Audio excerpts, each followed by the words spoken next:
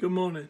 It's a good day to be alive. I want to read from Romans chapter 10 and verse 1, reading from the New Living Translation. Dear brothers and sisters, the longing of my heart and prayer to God is for the people of Israel to be saved. Let me read that again. Dear brothers and sisters, the longing of my heart and my prayer to God is for the people of Israel to be saved. 2 Peter 3:9 says, God is not willing that any should perish. And I understand the heart of Paul in writing to the Romans and revealing his heart for Israel in the prisons of Alabama.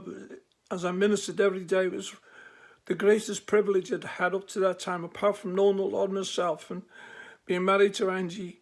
Being in those prisons was the great joy of my life. And every day I'd go in with the desire to win somebody for the Lord.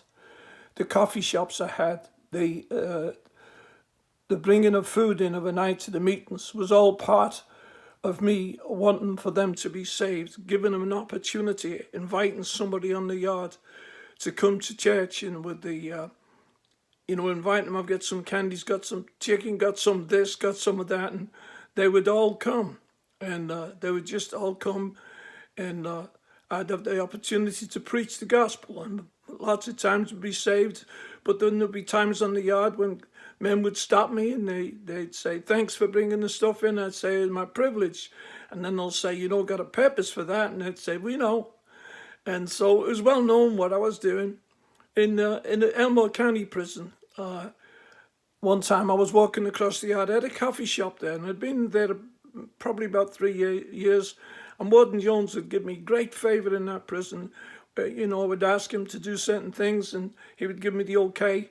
And one of the things was a coffee shop. I had run a coffee shop, and then so every afternoon, inmates that were saved and loved God would come in, and we study and pray together. It was just an amazing time, and I developed a great love and desire for these men to go on with God. I knew it was the answer to everything: their family, their home, their future, and then of course eternity. And so I love to just be able to invite him, especially one-on-one. But one day, I'm walking the yard, and a Muslim leader in a prison, who I didn't know his name, but I knew him quite. I'd seen him quite a few times. Always dressed smart. Approached me one day in the yard, and he said it was Brother Pete, and I said yes, sir. And when he called me Brother Pete, I knew he wanted something. He said, Brother Pete, I'd like to talk to you for a minute. He said, the Muslim brethren are so thankful for the way you take care of the Christian brothers.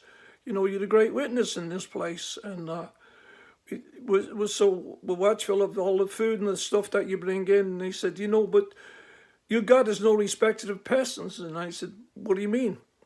He said, well, it's the Feast of Ramadan next week, and he said, you guys, you bring all the goodies in for the guys, for the Christian brothers. He said, what about us? And I said, what about you? He said, well, we're having 200 free world guests and 200 inmates. He said 200 inmate guests. And he said, so about 400 people. Is it possible you could bring in the goodies for us? And I said, I said, one condition. And he looked at me and I said, that's the same condition for the Christian guys. I bring in the goodies and I preach. And he said to me, well, let me consider it. Let me think about that. So I went away, and I didn't know what I was getting myself in for, of course. But I walked away, and a day or two later, I got a letter from him saying that he would like me to speak the first 10 minutes, the topic being Allah, the Supreme God. So I told him, okay, I'll do that. And so the night time came. It was a Monday night, I believe it was. And it was the first night of the week of Ramadan. It was the feast.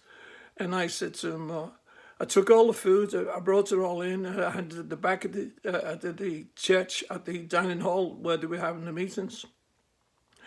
And I took 2 inmates with me that I knew really well, that was Christians. I took them to this meeting just to stand by me and stand with me and give me a bit of courage. So, I was to preach on Allah, the Supreme God. So I opened up my Bible and said, Jesus said, I am the way, the truth, and the life. And I proceeded then to share my testimony how Christ come into my life And for about 8 or 9 minutes, that's what I did. And finally, I said, they were there with the prayer mats and kneeling there. And it was a great opportunity for me. And I saw it as that. And so after I'd finished preaching, I got out of there real quick, and so did the two guys that were with me. Well, the next morning, about 8 o'clock, I'm walking in the prison, and the warden comes out, and he was at the gate same time I was going in, Warden Ron Jones. He said, "Pete, that was a terrible thing you did last night." I said, "What do you mean, Ron?" He said, "What you did last night?" I said, "Ron, it was an opportunity to preach Christ. Every one of them are going to lost eternity, as far as I know, without God." I said, "And I took that opportunity of preaching." He said, "I'm not talking about you preaching. I'm talking about the food you brought in." I said, "Well, what about it?" I'd brought in 400 packets of bacon rinds. I didn't have a clue. He told me. I said, "Ron, well, what's that?" He said, "They don't eat bacon rinds." I said, "Well, I didn't know."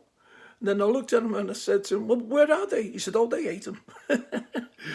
But there was nothing, none of the guys said anything after that, But about a year before that, I'd been in Staten prison on a Wednesday night. And of course, I always sought the opportunity. I would take cookies, chips, Snicker bars, anything the food bank would let me purchase, I would take in. And so this particular night, on a Wednesday night, the church's Staten was packed tight.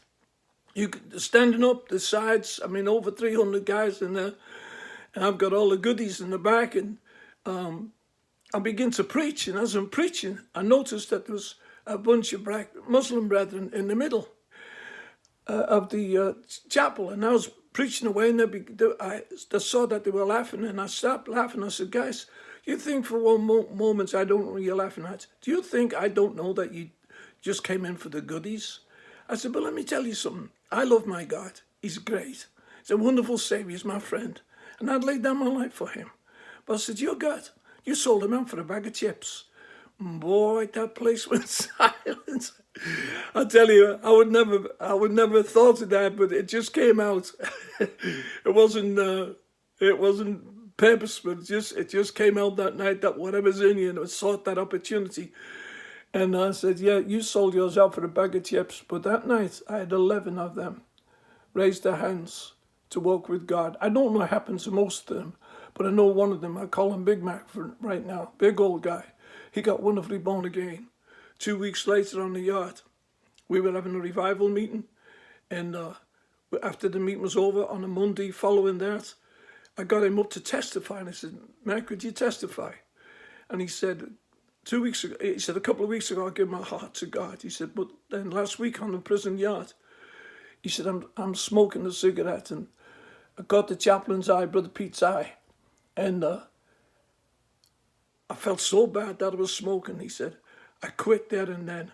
I hadn't seen him smoking. It didn't, I wasn't going to say he wasn't saved because he smoked. He was just saved, and he had taken a great, great stand." So the opportunities to bring cookies in was, the reason I brought cookies in and had coffee shops was that I could win some. Paul said he became all things to all men that he might win them. And that was my desire, not to just feed them or not to just bless them, but to win them for the Lord. Every man without Christ is going to a lost eternity. Most people are in prison and they don't know it, prison of their own sin. And as Christians, we have a wonderful opportunity. God's opened doors for us all over this world to preach the gospel. That's what he said, go into all the world. Well, my world was then prisons, and it has been ever since. So I just want to close on that. It's a great gospel.